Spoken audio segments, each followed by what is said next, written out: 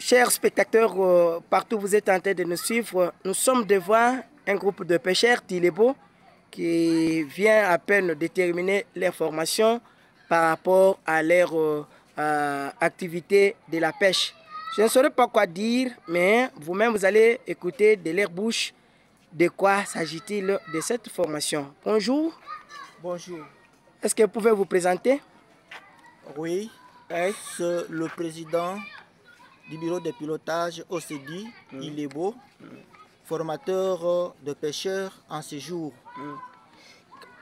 Pourquoi vous avez organisé cette formation? Oui, merci. Nous avons organisé cette formation pas pour rien. C'est parce que nous avons vécu plus d'une dizaine d'années, que la population d'Ilebo est en train de mourir de faim. Il y a des crises qui se vit ici à Ilebo, raison pour laquelle nous avons autorisé, nous avons saisi l'opportunité de saisir l'autorité portico-administrative de manière que nous puissions, à travers la population pécheresse, nous puissions trouver des voies et moyens comment débloquer cette crise qui anime Ilebo pendant plusieurs années.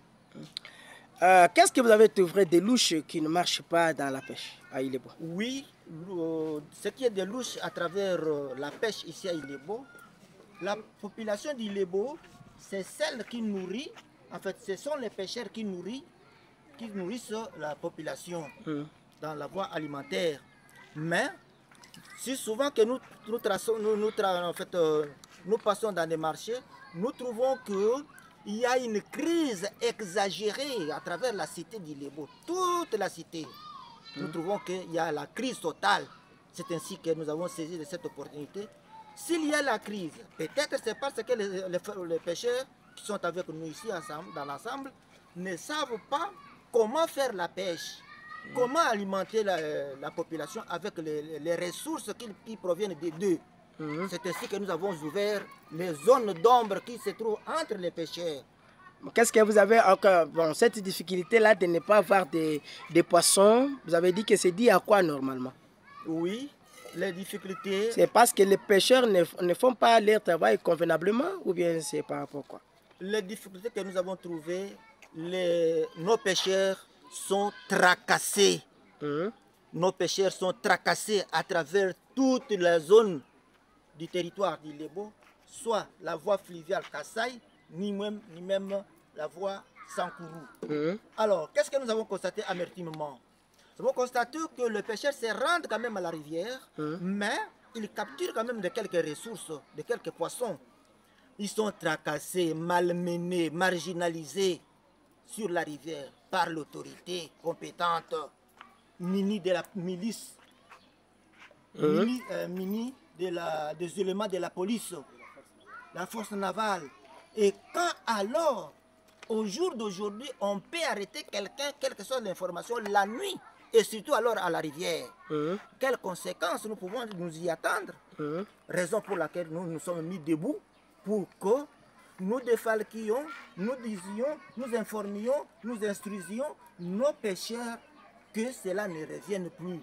Plus qu'on les tracasse à la rivière, plus qu'on les dérobe les instruments de leur pêche, comment peuvent-ils nous fournir des poissons à la surface? C'est ainsi que ce sont les quelques éléments qui font que nous soyons bloqués, l'Ilebo soit en crise alimentaire. Et à la fin de cette formation, vous attendez à quoi? Oui, à la fin de cette formation, nous avons, dans un premier temps, nous allons livrer certains brevets pour que les gens soient libres de vaguer dans leurs opérations, tant la nuit que diurne. Ensuite, nous avons proposé à certains, à l'issue de ces assises d'aujourd'hui, que l'État puisse considérer le territoire d'Ilebo dans le secteur de la pêche. Nous manquons, nous sommes dépourvus des intrants de la pêche. Pas d'hameçon, pas de filets. Les quelques filets qu'on peut en avoir ici sont détournés. Nous n'en avons pas.